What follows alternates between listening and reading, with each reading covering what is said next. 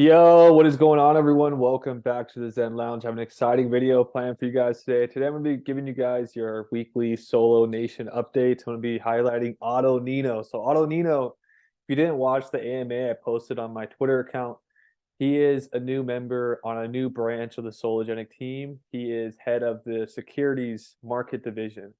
So, his whole goal is basically to come up with a execution plan for the tokenization of real world assets for Sologenic. And the license, all that's going to be part of Otto Nino's team.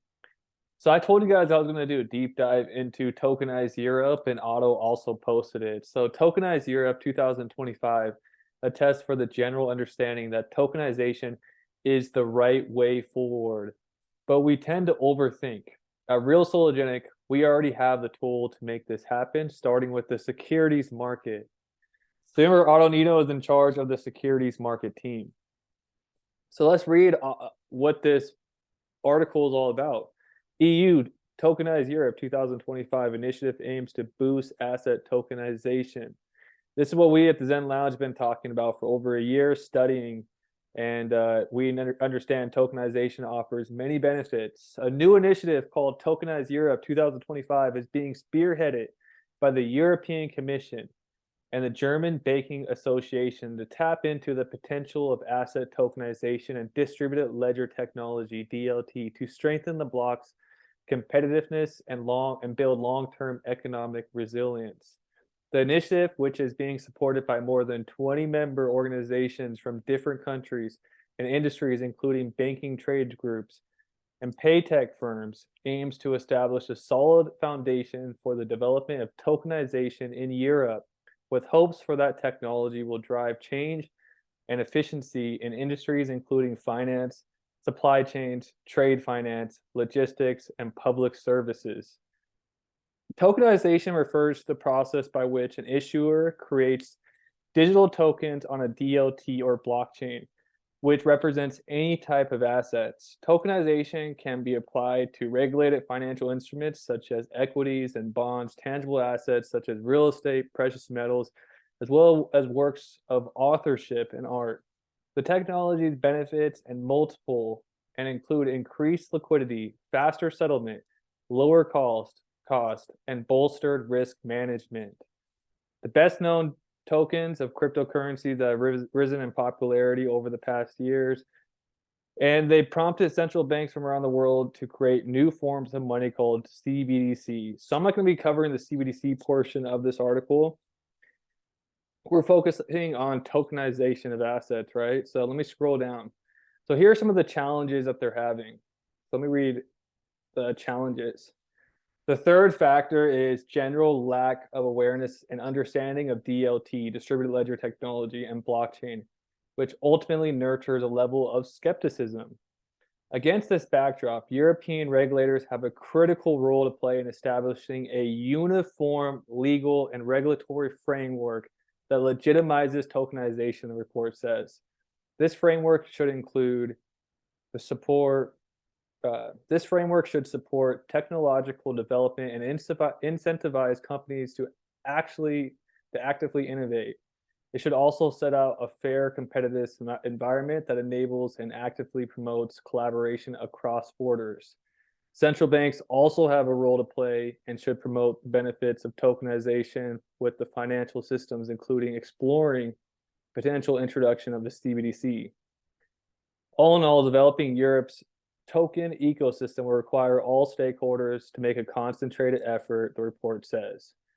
So, European is really focusing on this, but they also said it comes down to the average citizen here. Finally, because private citizens will ultimately be the main users of tokenization, they need to educate and familiarize themselves with the technology. And that's exactly what we've been doing here at the Zen Lounge, learning, educating ourselves. The EU has set out plans for the block to become a leader of blockchain technology, formally launching the so-called blockchain strategy to support the widespread adoption of DLT on the policy, legal, and regulatory and funding fronts. Several initiatives have already been introduced as part of the plan, including the development of pan-European public services blockchain intended to support Use cases including notarization, educational credentials, digital identity, and trusted data sharing. I'll show you guys that in a moment. The European Commission is also developing pro-innovation legal framework and whereas of digital assets and tokenization and smart contracts, which will seek to protect consumers and provide legal certainty for businesses. So these are article sources they link to, Shaping Europe's Digital Future, European blockchain service infrastructure. They mention a lot here. But then there's also a source to here, which I think is really important. So this is the European Commission's blockchain strategy. The EU wants to be a leader in blockchain technology, becoming an innovator in blockchain and home to significant platforms, applications, and companies. Blockchain technology allows people and organizations who may not know or trust each other to collectively agree on and permanently record information without third-party authority by creating trust and data in ways that were not possible before. Blockchain has the potential to revolutionize how we share information and carry out transactions online. So this is the gold standard according to the European Commission. The gold standard for blockchain should include environmental sustainability. Blockchain technology should be sustainable and energy efficient. Data protection. Blockchain technology should be compatible with and where possible support Europe's strong data protection and privacy regulations. Digital identity. Blockchain technology should respect and enhance Europe's evolving digital identity framework. This includes being compatible with e-signature regulations such as and supporting sensible, pragmatic, decentralized, and self-sovereign identity framework. Cybersecurity. Blockchain technology should be able to provide high levels of cybersecurity. And last, interoperability. Blockchain should be interoperable between themselves and with legacy systems in the outside world. So the 1, 2, 3, 4, 5, environmental sustainability, data protection, digital identity, cybersecurity, interoperability. Your blockchain includes all these. You're looking at a gold standard blockchain according to the European Commission. So this was pretty cool to read. But they want to support interoperability standards and they want to promote blockchain for sustainability. We could go deeper onto that in another episode. But this is going deep into the Tokenize Europe 2025 article. Oton Nino posted it. I posted it. And Oton Nino seems very confident. So you can see that he's very engaging with Sologenition. So he's a great addition to the community on Twitter. He's very active. He's responding to the whole community. Mr. Nino, when can we get the license? He posts Judge Judy. It's coming soon. Someone goes, okay, soon. Who cares? Soon doesn't mean much. How soon? Evan York asked. He goes, very soon. So Oton Nino seems very confident. He also posted something today. Where was it? Sam says, just secure the license. Then we could, because he asked this question here. Which country or jurisdiction do you perceive the most evolved and future looking in the world for tokenized financial assets? Bunch of people responded. He goes, I should have said besides UAE. That's kind of an obvious one. So in his AMA, he mentioned that one of the first jurisdictions they're going to look to start tokenizing in is UAE. UAE just announced some framework. I think Brad Garlinghouse actually posted the new framework for the UAE discussed. So UAE, that's Middle East, that's Dubai, that's big money. So he said UAE is obvious.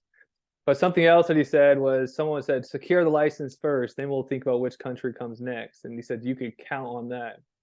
So Oton Nino came into the team with a sense of confidence. And I think a lot of Solo Nation likes the confidence, the swagger that Oton Nino brings to the team.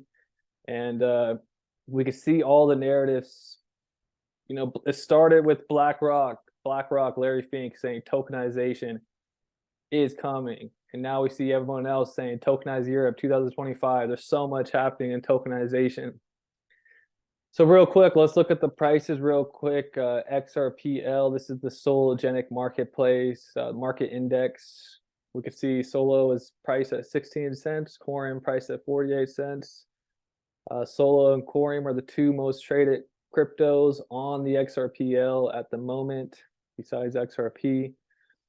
Check out the NFT marketplace. So yes, we know the big money with Sologenic is going to come with the tokenization of securities, bonds, real assets, right? We know that. But they actually expanded their roadmap, the developers. In their original white paper, they never included they would build an NFT marketplace. As the team waited, because the tokenization turnkey system is done, it's complete. You could actually use the demo right now.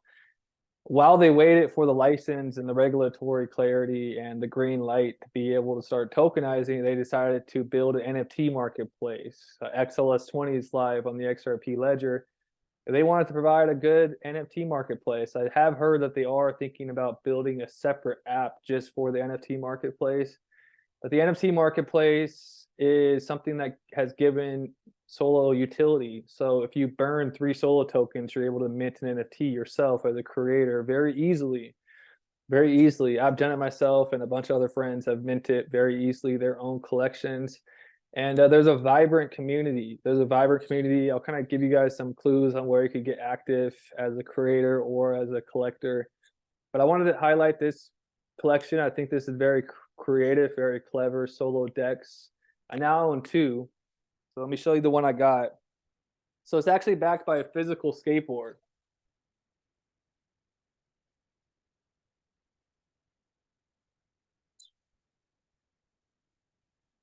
So you get the NFT, and then he actually mails you the skateboard, and there's a QR code. If you look closely, there's a QR code that attaches to your NFT. So I ended up buying a second one off the market. I got this one. He's mailing it out to me, and there's a bunch of cool designs that this guy has made. So there's some really creative, really clever NFT artists on Sologenic Marketplace. Make sure to check them out. You might be wondering, how do you even do that? How do you get started? How do you learn how to use the Sologenic Marketplace? Well, there's a community collective called the Sologenic Army that has tons of tutorials here. And there's all these how-tos, how to basically buy and sell your first how to buy and sell your XRPL based NFTs. This was actually created by Sologenesis. So shout out to Sologenesis. They've done great contributions to Solo Nation. They have about 4,000 Twitter followers now, and they even have their own podcast talking about the NFT culture on the XRPL. So this will give you a complete walkthrough how to buy and sell an XRPL based NFT on the Sologenic Marketplace.